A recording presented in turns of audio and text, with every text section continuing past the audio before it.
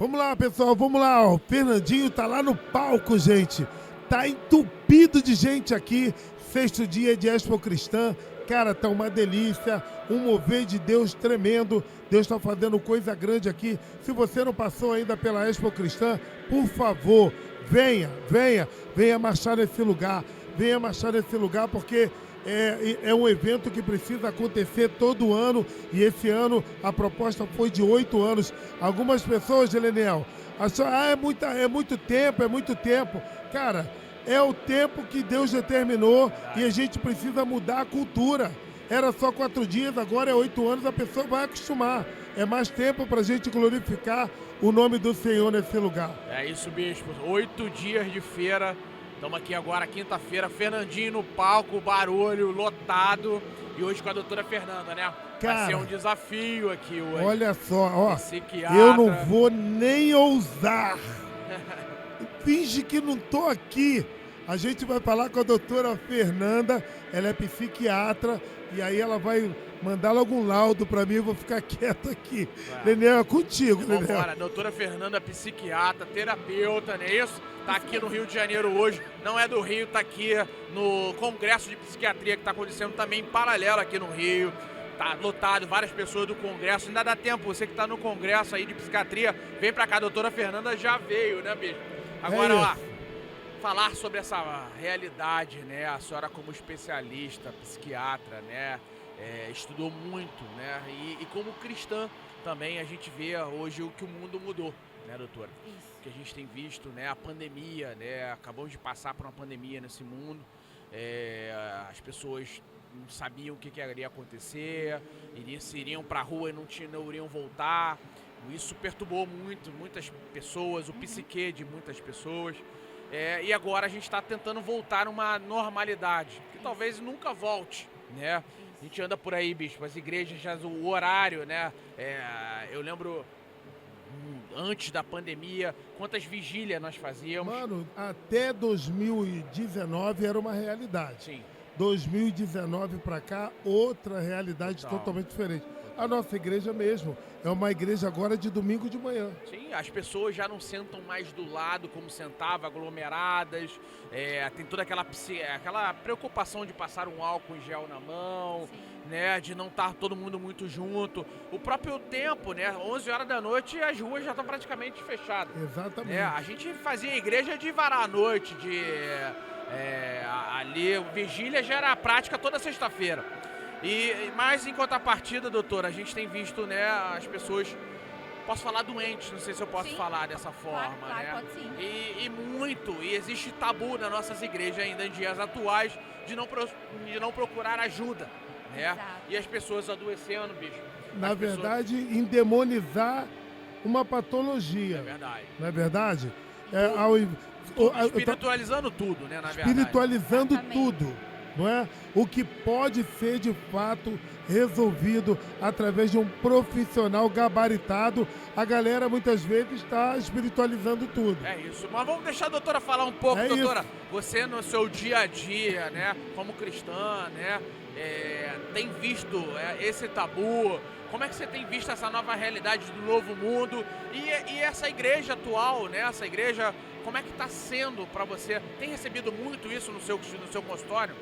Queridos, primeiramente eu queria agradecer, né, pela oportunidade de estar falando de um tema que já está presente na minha vida há mais de 20 anos, que é a saúde mental, e de estar aqui hoje falando numa visão, numa perspectiva cristã, né, porque de fato isso para mim é um chamado, é algo que Deus tem direcionado. Amém. E vocês estão trazendo uma questão muito importante, que é a saúde mental para o povo de Deus, na igreja, como é que isso é visto e o quanto isso ainda tem impedido que pessoas tenham acesso, de fato, a tratamento adequado e que possam entender o que está acontecendo com elas, né? Isso é muito verdade. Esse mito de que a saúde mental, o adoecimento mental não pode acontecer no meio do povo de Deus ainda é muito forte e isso me entristece, porque Deus é o maior interessado em que nós, enquanto seres humanos, suas criaturas, sua criação, nós nos tratemos, nós nos cuidemos para conhecê-lo, para mantermos um relacionamento, inclusive, saudável com ele, Sim. no entendimento de quem nós somos e no entendimento do nosso propósito aqui na Terra. É verdade. Né? Então, a nossa natureza, ela é humana, para além de espiritual também. Sim. Então, nós somos corpo, mente e espírito. Verdade. E, enquanto criaturas, a nossa natureza é pecaminosa e o sofrimento, o adoecimento, tanto físico quanto mental, ele faz parte dessa natureza que o Senhor nos deu. Né? Então, enquanto nós não entrarmos em contato com essa realidade, nós estamos perdendo, na verdade, um pouco do agir de Deus, porque estamos ficando comprometidos com esse adoecimento que é algo crescente no mundo de hoje, né? Então posso falar assim que aquela máxima, aquele ditado de mente sã, corpo são, é fato. Então, né, quando a cabeça tá ruim, o corpo padece. Ah, verdade. Então, muitos dos males do nosso século atual, né, é fruto desse problema da Isso é bem verdade. E você vai até ver no seu dia a dia, você pode até reconhecer pessoas que estão fisicamente adoecidas e que não estão se dando conta de que estão passando por dificuldades mentais, emocionais, e o corpo está sinalizando, né? Então, assim, o corpo fala, né? E a mente é um aspecto, é uma área importante que a gente não pode mais subestimar dentro da igreja. E a verdade é que o próprio Deus se preocupou com isso. O apóstolo Paulo libera em Romanos 12:2. Não vos conformeis com esse século, mas transformai-vos pela renovação do vosso entendimento. E aí ele coloca o porquê, né? Para que possais experimentar quais sejam as boas, agradáveis e perfeitas vontades de Deus. Se a pessoa não está equilibrada, doutora, ela chega a algum lugar?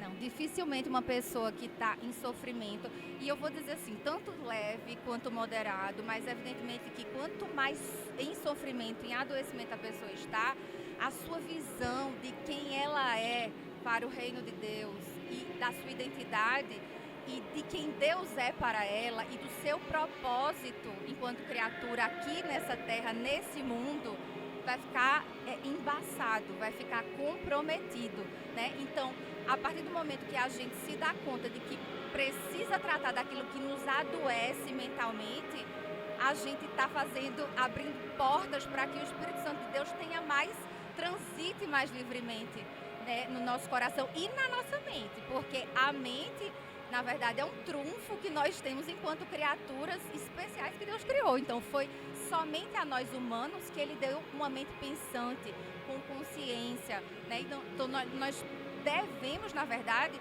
dar valor a isso. Então, esse versículo, ele expressa muito bem isso aí. Deixa eu perguntar, Lenel, vocês acham que qualquer pessoa pode passar por um forte impacto emocional? Qualquer pessoa? Ninguém está livre disso? Ninguém está livre. O que é que você acha? Ninguém está livre, e nos dias atuais eu posso dizer assim que eu acho que é tanto input, a mídia, as redes sociais, o celular, né? Isso aqui traz pra gente uma velocidade que não tínhamos em décadas atrás, né? Então, assim, hoje, né, essa velocidade, né, tem avançado, e estamos também num país, né, que favorece a criminalidade, que favorece a violência, que é uma das coisas que a gente tem tentado combater. É verdade, então, é verdade. neste sentido, é muito fácil ser uma vítima no nosso país hoje. Sim. E se tornando uma vítima, acaba vendo que as dificuldades que é de um tratamento psicológico, psiquiátrico, são caros. E muito poucos profissionais, né, doutora? A doutora está aqui, está num congresso, deve estar cheio, deve estar com bastante profissionais, sim, mais de 5.000 mas pessoas. Na rede, por exemplo, nossa do estado, né? Esquece. Não tem esse tipo de tratamento ou esse acesso. Sim. Deveria ter mais, tá? Doutora, não sei se a senhora sabe, eu sou vereador no Rio de Janeiro aqui, nosso município, aqui no Rio de Janeiro, para tratar mais quase 850 mil crianças, só tem 13 profissionais de psicologia. Como é que trata, doutora? Olha, é bem verdade que no sistema público o tratamento, o acolhimento de pessoas em sofrimento mental é mais limitado, né? Nós não podemos negar essa realidade porque, enquanto profissional, é isso que nós vemos, inclusive agora há pouco também, estava numa discussão, numa conferência sobre psicoterapia alinhada ao tratamento psiquiátrico, e isso foi um assunto muito abordado enquanto falávamos disso, porque a psicoterapia, a oferta de apoio psicológico continuado não é algo barato. Então, infelizmente, as pessoas com menores poderes aquisitivos, elas têm sido excluídas do que elas deveriam ter acesso livre e gratuito. Mas isso é algo que nós precisamos, enquanto também cristãos, mas enquanto membros de uma sociedade que precisa ser atuante, pensar que tipo de políticas públicas ou que tipo de serviços podem ser feitos e realizados no meio do povo de Deus e fora dele também, para ajudar pessoas que não conseguem ter acesso livre a isso, né? Afinal de contas, isso é uma realidade. O adoecimento físico e mental caminha conosco desde o momento que nascemos. A senhora, como profissional, né, da psiquiatria, né, trabalhando com essa pauta, olhando, né, deve ser atender várias pessoas semanalmente. A gente pode falar que o problema de saúde mental hoje é um dos males do nosso século? Sem sombra de dúvidas, né? E você falou agora há pouco que se existe alguém que pode ser, na verdade, poupado, né, do sofrimento. Sim. E se a gente for para a própria palavra de Deus, para a Bíblia, a gente vê isso desde o princípio do mundo, né? Então, lá, o próprio Davi, nos Salmos, ele menciona várias palavras que denotam todo o sofrimento mental dele. Outras pessoas na Bíblia ali também deixam muito claro angústia, palavras que denotam um estado de sofrimento. E isso é muito real e está em acordo com o que eu falei sobre a nossa natureza humana, né? Então, ninguém está isento do sofrimento, mas a maneira como nós lidamos com o sofrimento, o significado que nós damos às nossas dores é que pode ser bem diferente, né? Então, o adoecimento não necessariamente ele é vivenciado, na verdade, o adoecimento ele é inerente a todos nós, mas a patologização do sofrimento, da dor, ela não é uma verdade universal. Então, nós, enquanto cristãos, nós somos desafiados diariamente a dar um significado diferente do que o mundo dá para o sofrimento, para a dor. E é isso que Deus nos ensina. E em relação ao quanto a saúde mental tem ocupado um lugar de destaque nos dias de hoje, é porque estamos avançando tanto com a modernidade, com as novas tecnologias, e no início da nossa conversa a gente falou em pandemia. Sim. A pandemia abriu uma grande porta para adoecimento e mental e para trazer o olhar do público, de uma maneira geral, para essa demanda tão importante, tão crescente, porque na verdade as pessoas se viram sozinhas, adoecendo, e se deram conta que era uma verdade aquilo que o vizinho se queixava ou falava, né? E ainda tem um detalhe cultural, que eu acho que cabe falar aqui. As pessoas deixam de procurar o profissional por uma cultura, Tabus ainda são criados. É importante falar isso e a nossa visão aqui, ainda mais para quem está nos assistindo, bispo, como povo de Deus, nós estamos na Expo Cristã aqui, temos que acabar com isso de alguma forma. Por favor. Eu tenho andado, bispo, em algumas igrejas, tenho visto muito pastores psicólogos, legal, né? E aí nessas igrejas a gente vê que é diferente, né? Do aconselhamento, não só a gente, no próprio olhar com as ovelhas, né? E de aconselhamento, de procurar um psicólogo, de procurar alguém para a sua saúde, né? Porque ainda assim tínhamos numa igreja mais primitiva, não pode ir para uma academia, não vá para um psicólogo, não vá para médico, né? E quando a gente vê, né, uma autoridade, um pastor, né, a nossa autoridade religiosa, falando, olha, vai se tratar, procure um psiquiatra, procure um psicólogo. E no meio do povo ainda tem uma resposta clichê, que você fala, se você aconselha uma pessoa, por exemplo, e fala, cara, procura um psicólogo, o cara tem a resposta pronta. Tá falando que eu sou maluco? Exatamente. Exatamente. É verdade. Tá falando que eu sou maluco? Por acaso eu sou doido? E aí tem aquela estigmatização, né, cultural ainda, né? E aí como resolve? Se a pessoa culturalmente, ela acha que ela precisa criar uma barreira com aquele profissional que de fato vai trazer o alívio para ele. As pessoas, muita gente que podia ser curado por Jesus e estabelecer uma barreira para chegar até ele e deixaram de ser curadas. Muitas pessoas deixam de ser curadas por carregar, né, esses estigmas e não procurar um profissional. Eu acredito que você tem esse tipo de barreira também. Exatamente, isso é uma realidade ainda incômoda e bem verdade no meio do povo de Deus. E nós precisamos, acho que essa conversa aqui hoje vai quebrar alguns paradigmas Eu por aí, creio. né, para que esse assunto seja algo constante e contínuo ainda, para que o povo de Deus tenha acesso a essa cura, porque o tratamento tanto farmacológico quanto psicoterápico, os tratamentos em saúde mental, eles são o alívio que Deus nos deu a oportunidade de fornecer para o povo de Deus, para as pessoas no mundo, mas eu ousaria dizer que eles são o alívio, mas não existe cura definitiva que não envolva Jesus Cristo. Então, assim, não é tudo que é espiritual, não é tudo que é demônio, né? É bem verdade que a gente precisa ter ali que o Espírito Santo nos dê discernimento dentro da igreja para identificar e distinguir isso, mas o povo de Deus precisa ter acesso a isso dentro da igreja, Sim. porque senão elas vão procurar fora. E o povo de Deus, ele está sendo capacitado por Deus para atuar nisso, né? Então, para ser instrumento de cura, de levar as pessoas para o que seria a cura definitiva. É o alívio sintomático através de medicações, de terapias, de serviços que tiram a dor, que aliviam o peso e que direcionam para o alvo, para aquilo, a única coisa que é capaz de curá-los definitivamente e completamente, que é Jesus Cristo. Verdade. É isso, pessoal. A gente está aqui, na Expo Cristã, sexto dia. A gente está conversando com a doutora Fernanda. Leonel Borel está aqui com a gente também, jogando umas pimentinhas aqui para a doutora ter que responder. Olha, doutora, para exaurir esse assunto, porque eu quero crer que a senhora também quer ver o Fernandinho lá, ok?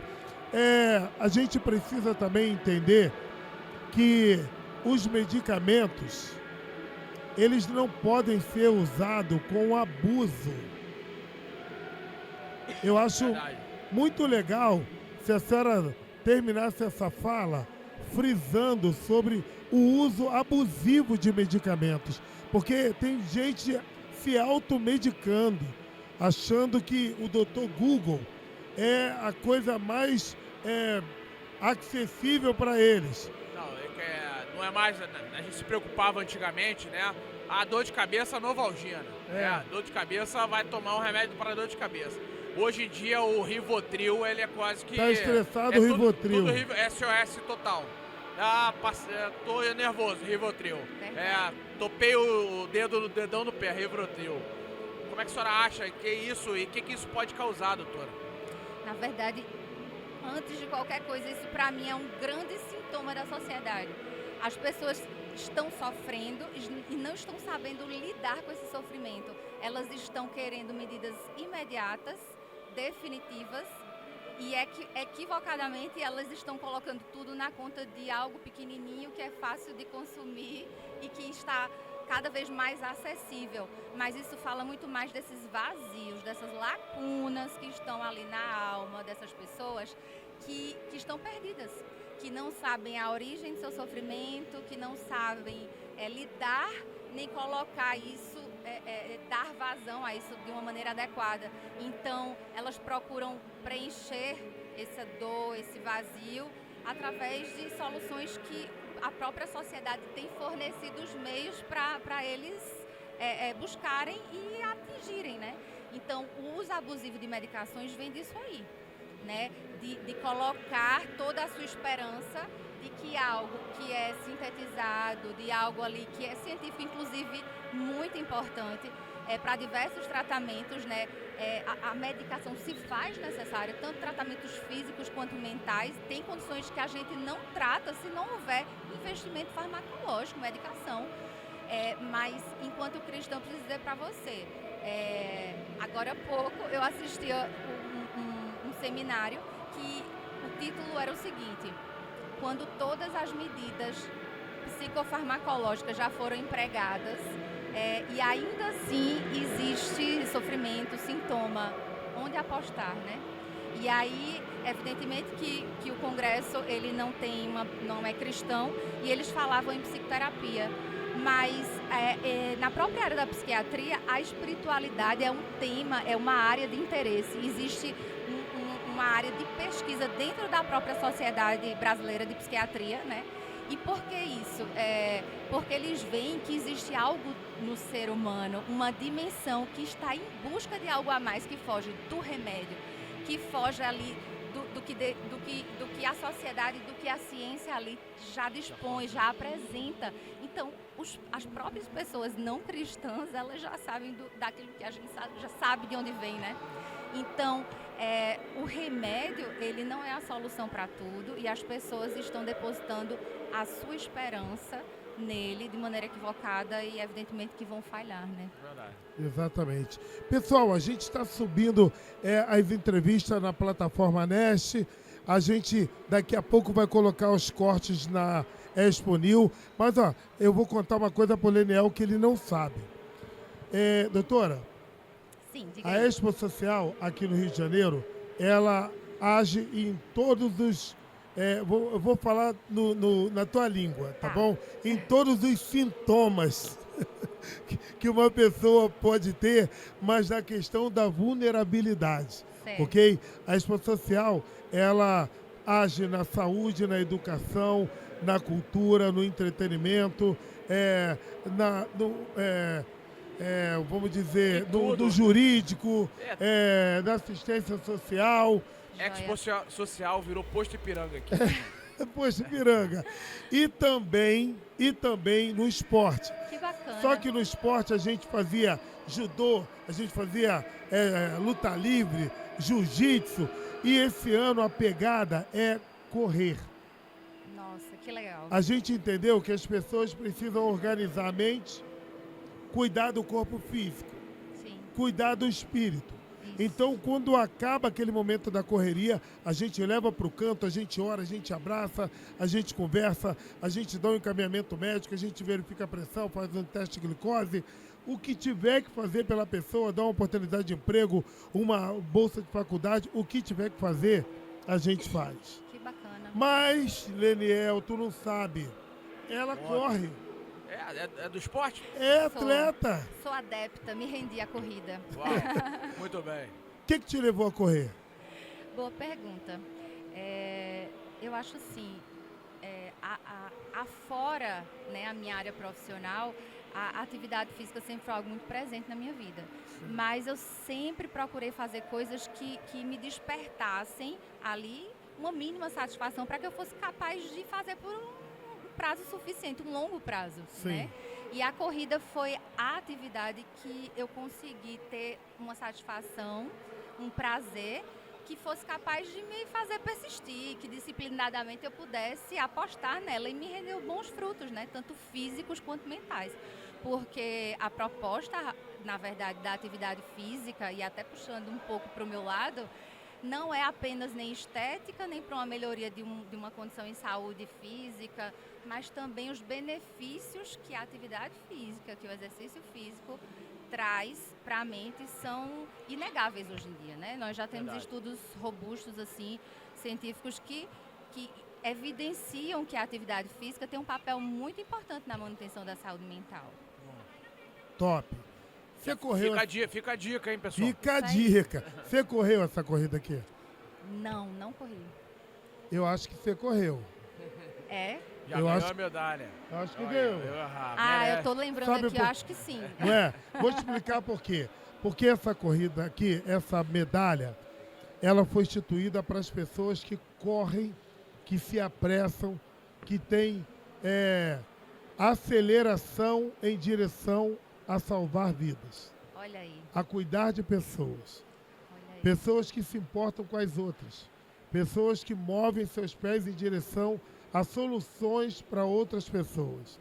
O serviço, né? O serviço. Porque, afinal de contas, estamos aqui não para nós mesmos, nada é sobre nós, é tudo por Ele, para Ele, sobre Ele. Na última ceia, Jesus acaba a parte espiritual e aí ele tira assim a parte de cima da sua roupa, pega uma toalha e promove a lavagem dos pés dos discípulos. E ele falou assim, eu cuidei do espiritual, né? Agora eu vou explicar a você, ensinar a vocês como vocês devem se submeter e cuidar das outras pessoas. E eu, com muito prazer, vou fazer o seguinte.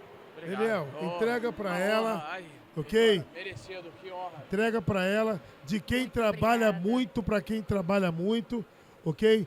E quando você voltar lá para o seu estado, você se lembre que uma galera aqui está fazendo a diferença e você também está fazendo a diferença para lá. E tenho certeza que Deus vai nos abençoar. Amém. Amém, a gente fica muito feliz porque eu acho que essa medalha então é a mais importante então da minha coleção, porque na verdade o meu propósito é esse aqui, né? Eu já tenho uma compreensão muito clara dele e o serviço, ele tá assim, ó, top de linha ali da minha prioridade, da minha lista de prioridades. Não tem uma honra receber Maravilha. essa mensagem aqui simbólica e muito obrigada a vocês. Conta com a gente aí. Continua cuidando, desculpa, Varel. Nada. Continua cuidando com as pessoas Sim, com o amor que você expressa nos seus olhos. É isso. Tá bom, filha? Que Obrigada, Deus te querido. abençoe poderosamente. amém. Poderosamente. Amém. Tá legal? Amém. E espero que essa mensagem aqui chegue, né? Aqui, doutor. A doutora não é daqui, né? Do Rio de Janeiro, é de Sou de João Pessoa. João na Pessoa, Paraíba. Paraíba, Campina Grande, João Pessoa. Bom, todos aí meus amigos aí de João Pessoa, espero que essa mensagem chegue até vocês também, que essa mensagem de proteção, de carinho, de cuidar não só do físico, mas também da cabeça, do espiritual, do psicológico. Essa foi a mensagem de hoje. Doutora, parabéns, que essa mensagem não volte vazia. Amém, amém. Maravilha. Deus Glória a Deus. abençoe. A todos. Doutora Fernanda Farias. Deus abençoe.